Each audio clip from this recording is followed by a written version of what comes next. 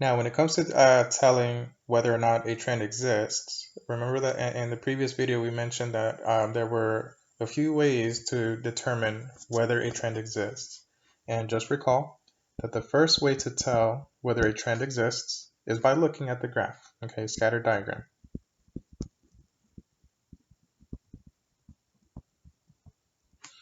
And with the scatter diagram, if you recall in the previous example when we were looking at the time to drill an additional 5 feet, our scatter diagram was something like this, okay?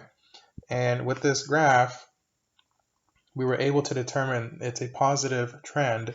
It's not a perfect positive trend, so we wouldn't assign it a +1, right? But it is a positive trend just by looking at it. So that's one way to identify whether a trend exists.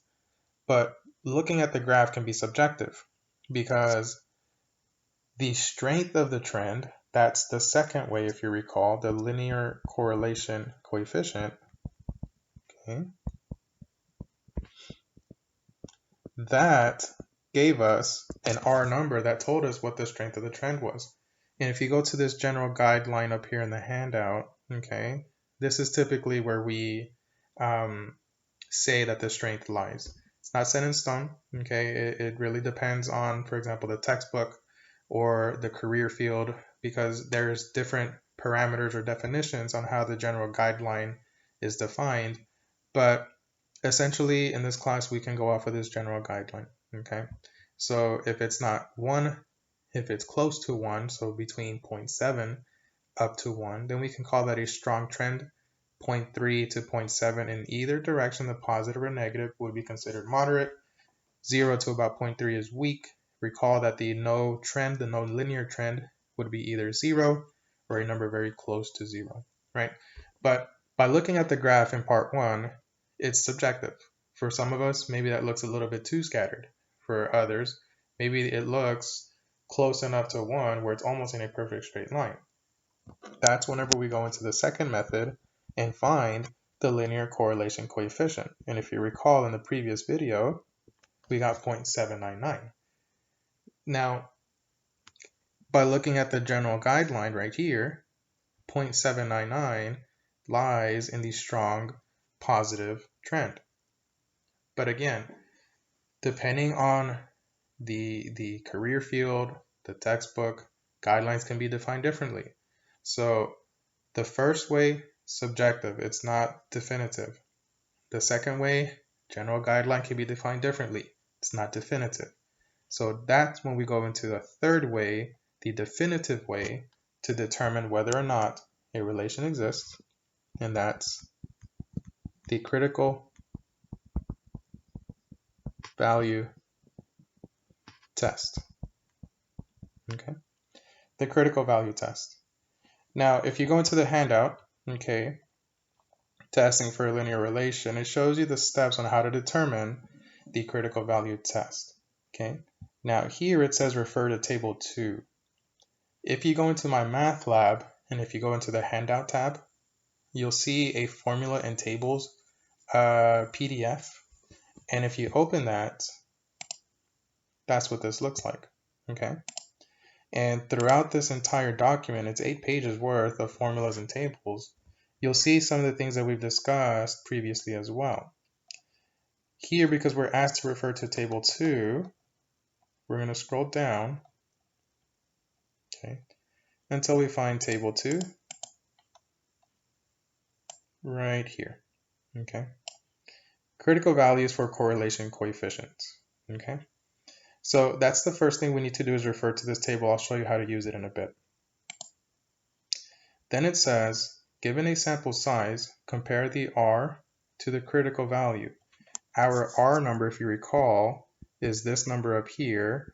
We're going to compare that to the critical value that's in the table here. So this second column right here, these are critical values. Okay.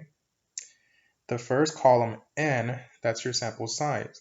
In other words, that's the number of dots that was produced in the calculator in the data set. Okay, so when I go back up to my data, okay, You can also look at your calculator to see how many dots you have on your screen. Here we'd have 1, 2, 3, 4, 5, 6, 7, and 8 total points on the calculator. Okay. So what I would need to do is I would need to go to the critical value where the sample size is 8. Okay. It lines up right here. This is what the critical value test says. If the absolute value of our R number, that means typically what you want to do with your R number, the absolute value will typically turn your number positive, okay? So if the absolute value of your R number is bigger than the critical value, which is found in table 2, then we conclude that a linear relation does indeed exist, definitively exists. And if you remember, first way, this is too subjective. The second way, guidelines change. But the third way is a definitive way to determine whether or not a linear relation exists. So let's go ahead and conduct this test. Here we need to take the absolute value of the R number that we produced. So we have the absolute value, 0.799. I would like to know if it's greater than the critical value when n is equal to 8. Okay, so when n is equal to 8, the critical value was 0.707. Okay, well, absolute value of a positive stays positive. Okay, so we have 0.799. Again, we want to know, is that greater than 0.707? And in this case, yes.